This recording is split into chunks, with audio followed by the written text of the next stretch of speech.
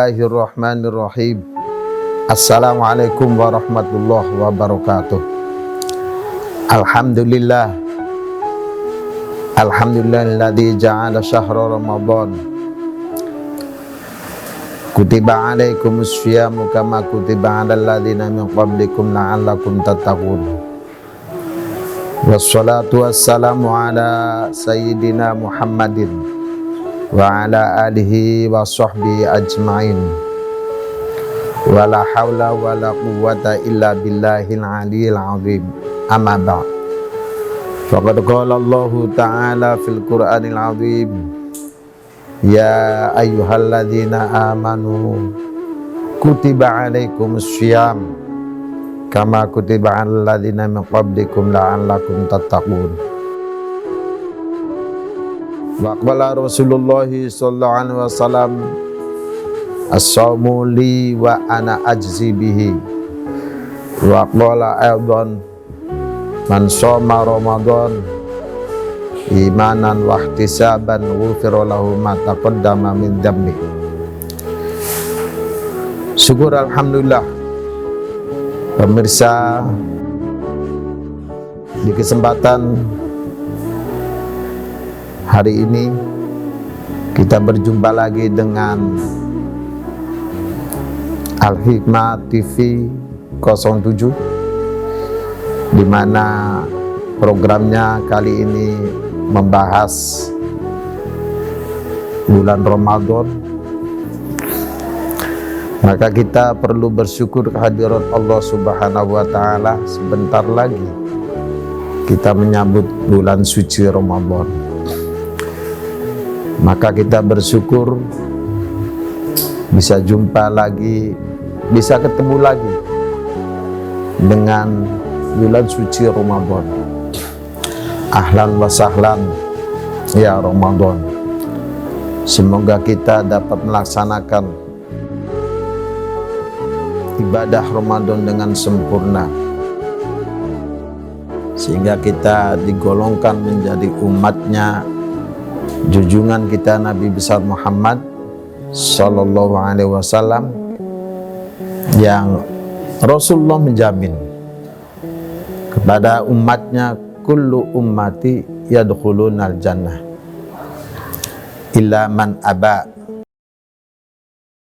Wa qala ashabuhu faman ya'ba ya Rasulullah.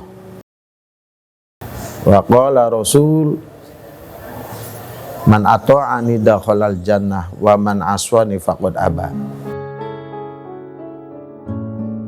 Kata Rasulullah sallallahu alaihi wasallam sebagai jaminan kepada umatnya, setiap umatku pasti akan masuk surga. Sahabat mendengarkan, illa man aba, kata Rasulullah, kecuali yang tidak mau. Lalu sahabat bertanya, faman ya'ba ya Rasulullah, siapa ya Rasulullah yang gak mau masuk surga itu? Wa qala, kemudian Rasulullah menjawab, man ata'ani dakhalal jannah. Siapa yang taat kepadaku, kata Rasulullah, dia akan masuk surga. Wa man aswani faqad aba. Dan siapa yang gak mau, membangkang, tidak taat kepadaku, dialah berarti yang tidak mau masuk surga. Ramadan adalah perintah Allah dan perintah Rasulnya. Kalau kita diperintah oleh Sang Pencipta yang memberikan segala rezeki dan menakdirkan segala kita yang berlaku Ma'isyah, kehidupan setiap hari ditentukan nasibnya oleh Allah Subhanahu wa Ta'ala, ada yang gak taat. Sedangkan kita sesama manusia, ibu dan ayah yang ngurusin kita, wajib kita taat, apalagi yang menciptakan kita.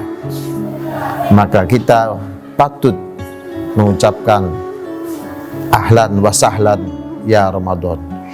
Selamat datang ya Ramadan. Bi khudurikum, dengan kedatanganmu ya Ramadan. Ana sa'idun, aku sangat bahagia. Dan tentu saja pemirsa, kebahagiaan itu hendaklah datangnya dari hati yang paling dalam, sehingga kita ikhlas akan melaksanakan bulan suci Ramadan. Nah, sekarang mari kita bahas keutamaan-keutamaan Ramadan. Namun sebelum itu kita kenal dengan sejarah Ramadan. Pada diri kita, jiwa kita, ada 3 komponen. Pertama adalah badan, jasad diri kita ini, yang kelihatan lahir mata, ada telinga, ada hidung, ada mulut, ada tangan, ada kaki, ada kepala, dan seluruh badan kita. Itu namanya lahiriah kita yang terlihat oleh kita. Yang kedua, dalam diri kita ada yang namanya qalbun. Qalbun itu hati.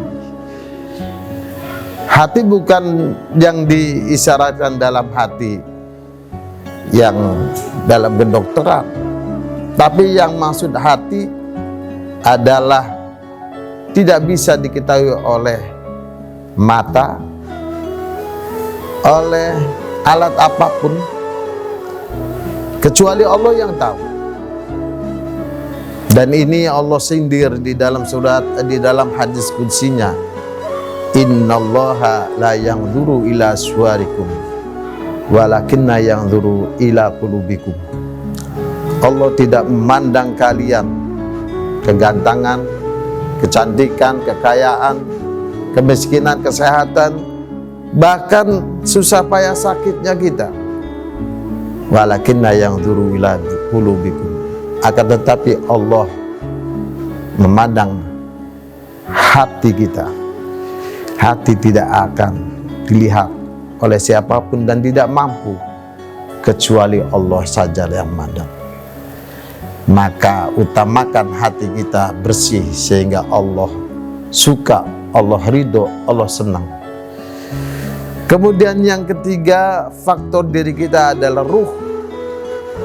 Ruh adalah komponen yang susah diterka dan tidak ada yang mampu melihatnya walau dengan alat secanggih apapun. Ruh inilah yang harus kita ketahui, bahwa dulu Ramadan sebelum diturunkan diwajibkan kepada umat yang bernama manusia yang bertauhidkan kepada Allah Subhanahu wa taala. Allah Subhanahu wa taala menciptakan ruh. Ruh ini di dalam kitab Tanbihul Ghafilin diceritakan 400.000 tahun ruh ini yang kita bisa ngomong karena ada ruhnya. Sebelum nempel ke diri kita ini, Allah ciptakan ruh itu 400.000 tahun. Allah berdialog dengan ruh. Wahai ruh, engkau siapa? Man anta? Ruh menjawab, ana.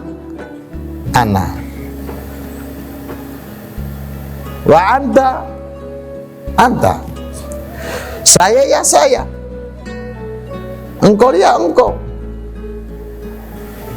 Kata Allah melanjutkan, bagus. Oke, kalau begitu ruh dimasukkan ke dalam neraka.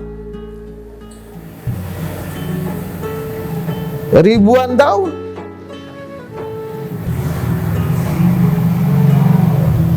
Dibenamkan ruh, diangkat lagi.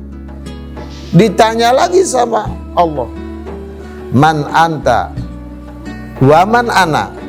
Kata Allah bertanya kemudian yang keduanya, siapa engkau dan siapa saya? Ruh menjawab, ana, anta. Saya Saya, engkau ya engkau. Allah murka, benamkan lagi ruh ke dalam neraka. Ribuan tahun. Genap sampai 400.000 tahun dia angkat kembali. Ruh ditanya, siapa engkau? Siapa saya?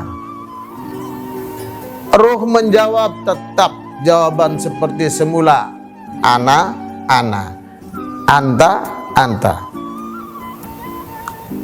Saya ya saya, engkau ya engkau. Lalu kemudian berikutnya Allah tanamkan, benamkan lagi. Sampai kemudian ruh baru kapok. Diangkat kembali, hei, siapa engkau dan siapa saya? Ruh menundukkan setelah ribuan tahun ditanam,